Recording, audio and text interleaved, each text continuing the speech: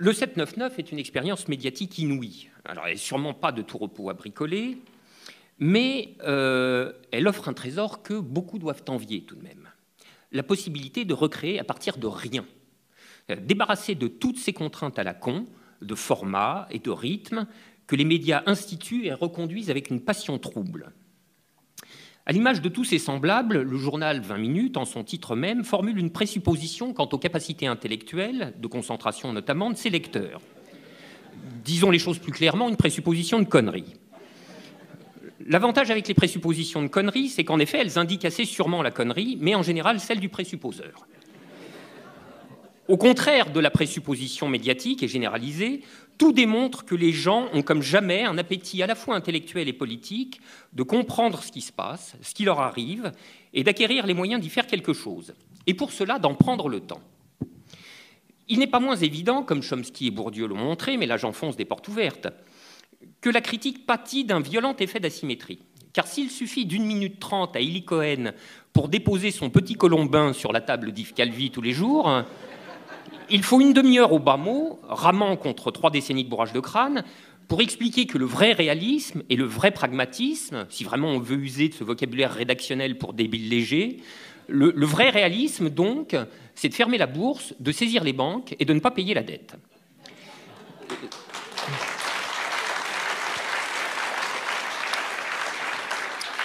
Il faudrait développer, hein, mais je me suis engagé à être concis.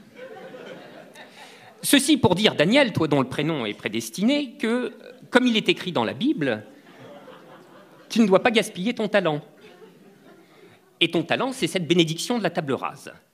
Il faut avouer que ce serait le dernier degré de la servitude volontaire, et même de la servitude incorporée, que de recréer à partir de cette providentielle page blanche, non pas la liberté des formes et des rythmes, mais l'auto-enfermement dans ces contraintes abétissantes de la pensée en hachis, telle qu'elle règne presque universellement dans les médias, et qui semble faite tout exprès, on va finir par le croire en tout cas, pour qu'aucune intelligence, en tout cas aucune critique n'en sorte jamais.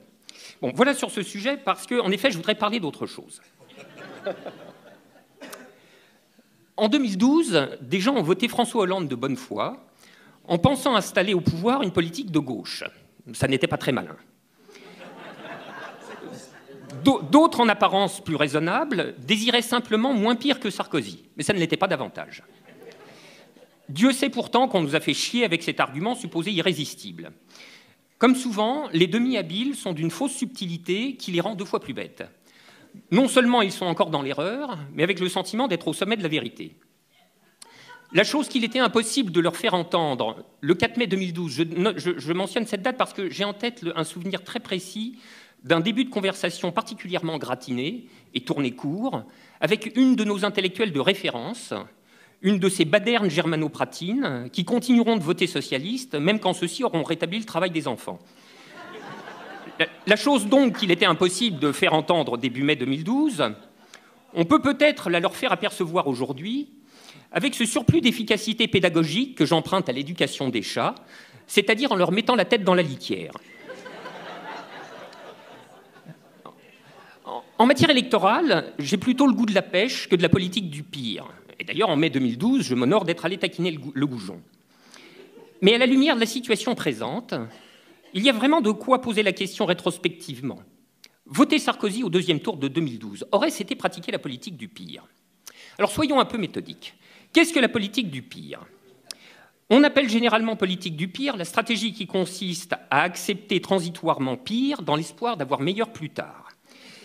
Ce qui fait de la politique du pire un genre hasardeux en soi, c'est que l'espoir en question demeure frappé d'aléas et que le plus tard désigne un terme incertain, de sorte que le pire, comme on dit, peut être du provisoire qui dure. Mais y a-t-il matière à évoquer la politique du pire lorsque s'abstenir de ce qu'on croit être la politique du pire nous condamne au pire, et tout de suite par-dessus le marché? Ce qu'en fait nous pouvions dire dès avant 2012, mais sur le mode de la conjecture, et que nous pouvons dire aujourd'hui, mais sur le mode de la certitude, c'est que voter Hollande pour faire barrage au pire a été le très sûr moyen de faire advenir le pire. Et je voudrais vous convaincre que cette assertion relève moins d'une manière de parler légèrement enflammée que d'un jugement tout à fait froid et analytique, déclinable d'après tous les compartiments de la politique publique et hors de ces compartiments. En d'autres termes, Nous y avons perdu sur tous les tableaux. Voilà ce que je veux dire. Politique budgétaire, mais la même que Sarkozy, en plus empressé et en plus dogmatique. Le successeur faisant au passage ratifier le TSCG pondu par le prédécesseur. Politique économique, bon, c'est pyrotechnique là. Le pacte de responsabilité, soit pomper 40 milliards, mais oui, pomper 40 milliards aux ménages pour les donner aux entreprises, au nom de la compétitivité bien sûr. Chose que jamais, tu as raison de désapprouver, chose que jamais un gouvernement de droite n'aurait osé faire, de peur de trahir trop visiblement sa nature sociale de porte-coton du capital, sans voir que le Parti socialiste lui dispute le bassin et lui a déjà arraché le pistolet. Laurent Geoffrin, à ce moment, nous expliquerait sans doute qu'il y a longtemps, en effet, que sur l'économie, et dans un monde mondialisé ceci, cela, la gauche a dû faire son bas de Godesberg pour devenir moderne et réaliste, ça c'est fait. Mais la gauche, ajoute-t-il, c'est aussi le social, et puis l'humanisme. Alors poursuivons donc. Politique de l'emploi, flicage des chômeurs par Rebsamen, démantèlement en vue du CDI. Mon anticipation est que d'ici 2007, nous devrions voir la montée d'un nouveau projet socialiste, en finir avec l'assistanat. En vérité, ce ne sera jamais que retour vers le futur. Ceux qui ont un peu de mémoire se souviennent peut-être qu'en 2007, les professions de foi de premier tour de Royal et Sarkozy commençaient par exactement le même thème, réhabiliter la valeur travail. Politique de l'immigration. Je demande qu'on m'indique la différence entre l'état raciste de Valls et l'état raciste de Sarkozy, entre la déclaration sur les Roms et le discours de Grenoble. Politique policière. Alors là, on va s'apesantir un peu. Il y a 5 jours, donc, un manifestant, Rémi Fraisse, est tué par les flics. Vous allez voir, c'est ici que va apparaître la différence du pire entre Hollande et Sarkozy. Différence qui est à l'exact inverse de celle qu'on attend spontanément. Non pas que l'état de policier de Sarkozy eût été plus humaniste, ça devrait aller sans dire. Mais parce que d'une part, l'état policier socialiste lui est étrangement semblable, et surtout, d'autre part, parce que la différence du pire apparaît juste après. Par exemple, mercredi soir, à l'hôtel de ville, il n'y avait pas 1000 personnes pour rendre hommage à Rémi Fraisse. Je demande, combien de personnes y aurait-il eu dans la rue si Rémi Fraisse avait été tué par la police d'Hortefeux ou de Guéant? Et voilà où se situe la différence du pire.